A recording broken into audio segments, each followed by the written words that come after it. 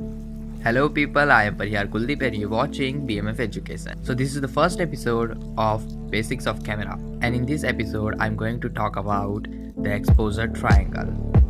So without any further ado, let's get started.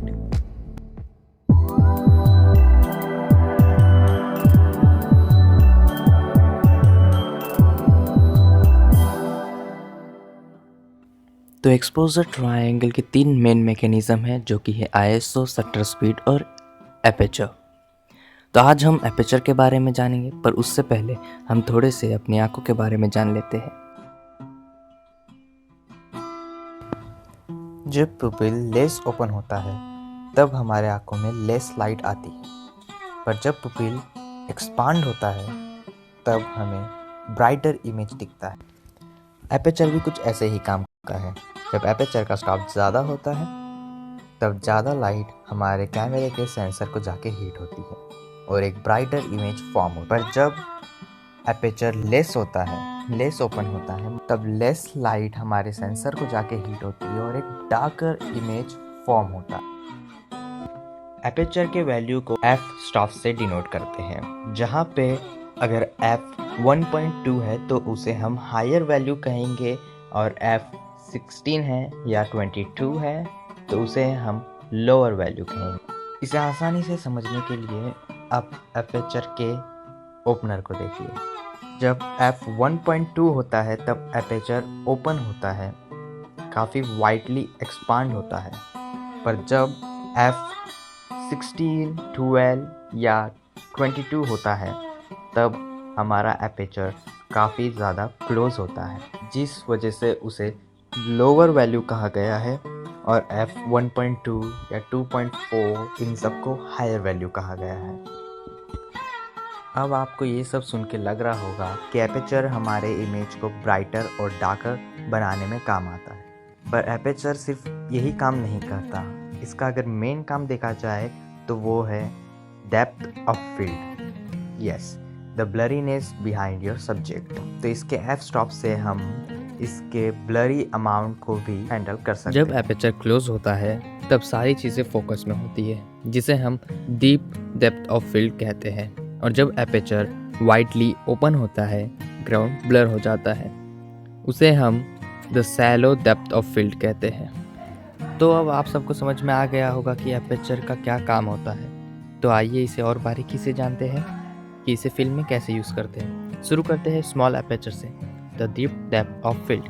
Aperture के इस amount को cinematographers तब यूज़ करते हैं जब उन्हें सारी चीज़ें फोकस में चाहिए होती है या उन्हें एक इस्टेब्लिशमेंट शॉट चाहिए होता है।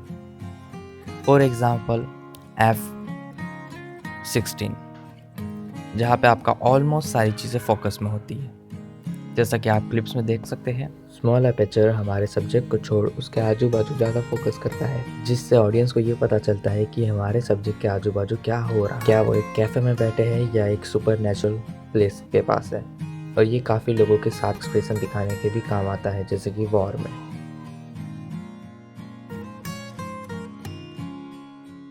तो आई होप आपको स्मॉल एपेचर समझ आ गया हो। अब देखते हैं large aperture, shallow depth of field. For example F1.7, जहाँ पे आपका फोकस एरिया कम होता है। ये तब यूज़ किया जाता है जब हमें कुछ डिटेल्स दिखानी होती है, कुछ इमोशंस दिखाने होते हैं या कुछ आर्टिफैक्ट्स, जैसे सैड मोमेंट या फिर फियर।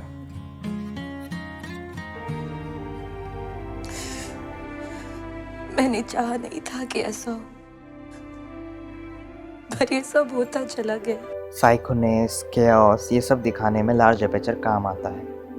लार्ज एपेचर हमारे सब्जेक्ट पे ज़्यादा फोकस करता है एज़ कम्पेयर टू बैकग्राउंड और फोरग्राउंड। और फिल्म जोकर के इस सीक्वेंस में आप देख सकते हैं कि बैकग्राउंड में लोग हैं लेकिन वो कम्प्लीटली आउट ऑफ फोकस है, जो कि हमें ये बताता है कि जोकर अपने सराउंडिंग से कितना आइसोलेटेड है, वो कितना अलग काम कर रहा है।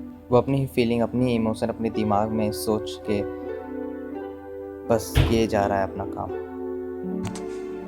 रात को 3 बजे तेरे को बोला कि अपन को चाइनीज खाने का है और तू वो 5 स्टार में जाके वो चीनी को उठा के लेके आया। क्या हाका नूडल बनाया ना उसने। The medium aperture, medium depth of field.